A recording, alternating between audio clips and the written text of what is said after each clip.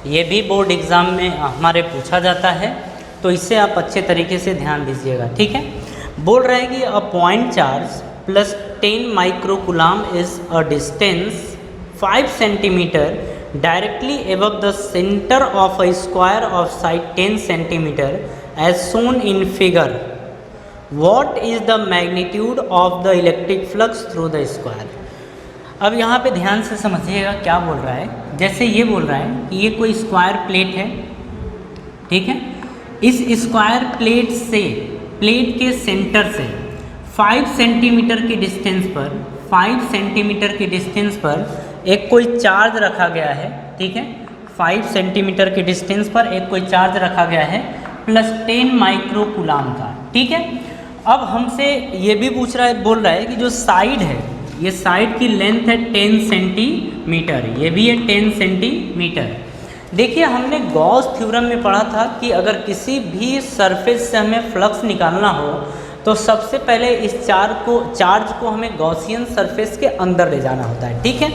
अगर हम बात करें कि इस चार्ज को हम किस तरीके से पूरी तरह ढक सकते हैं, तो अगर हम 10 सेंटीमीटर का एक क्यूब बना दें और उसके सेंटर पर रख दें और फिर हम उससे जो फ्लक्स निकले, फिर उससे हम एक सरफेस से निकलने वाला फ्लक्स कैलकुलेट कर लें तो हमारा आंसर मिल जाएगा, ठीक है।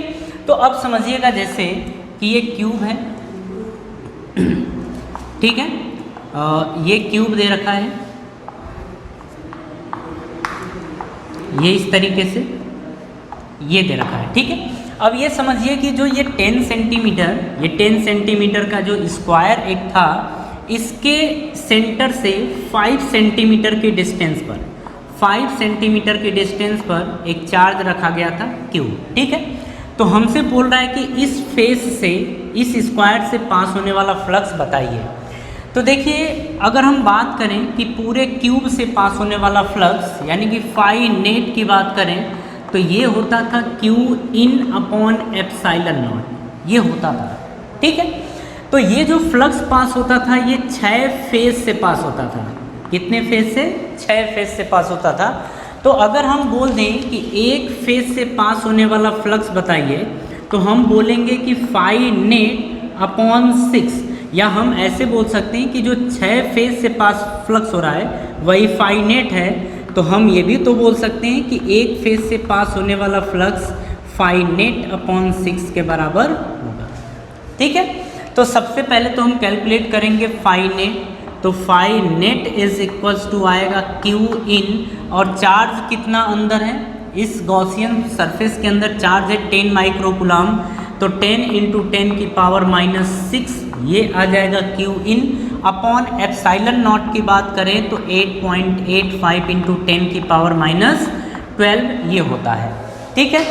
अब देखिए ये तो हमारा निकल के आ गया फाई नेट। अगर हम एक फेज से बात करें तो 5 फेज इज इक्वल्स टू आ जाएगा फाई नेट अपॉन 6 यानी कि 10 इंटू 10 की पावर -6 अपॉन ये है हमारा 8.85 इंटू 10 की पावर -12, और देखिए नीचे 6 भी है तो इंटू 6 कर देंगे, ठीक है।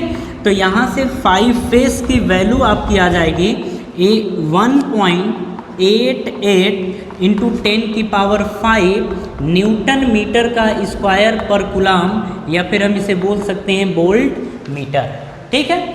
तो देखिए किसी एक फेज से पास होने वाला फ्लक्स होगा 1.88 इंटू 10 की पावर 5 न्यूटन मीटर का स्क्वायर पर कुलाम, ठीक है। तो इस क्वेश्चन को और इस तरीके को ध्यान रखिएगा। ये क्वेश्चन इतना कॉम्प्लिकेटिव नहीं था, बस इसे हमें समझना था कि इस क्वेश्चन को किस तरीके से सॉल्व किया जाएगा। अच्छा, न्यूमेरिकल के कॉन्सेप्ट में एक बात आपको हमेशा ध्यान रखनी होती है कि किसी न्यूमेरिकल को अगर आपने एग्ज़ाम से पहले सॉल्व नहीं किया है तो एग्ज़ाम के पीरियड में आपको उस क्वेश्चन को सॉल्व करने में दिक्कत हो सकती है, और वो भी ज़्यादा, ठीक है। तो सिमिलर टाइप्स के अगर क्वेश्चन पहले से ही प्रैक्टिस करके गए होते हैं तो हमें एग्ज़ाम में कोई प्रॉब्लम नहीं होती है, चाहे एग्ज़ाम कैसा भी हो, ठीक है। तो प्रैक्टिस ज़रूरी है। तो जब भी न्यूमेरिकल का केस आता है तो सबसे पहले ज़रूरी ये है कि आप प्रैक्टिस ज़्यादा से ज़्यादा करें, ठीक है। तो ये क्वेश्चन हमारा कंप्लीट हुआ। अब हम नेक्स्ट क्वेश्चन की तरफ मूव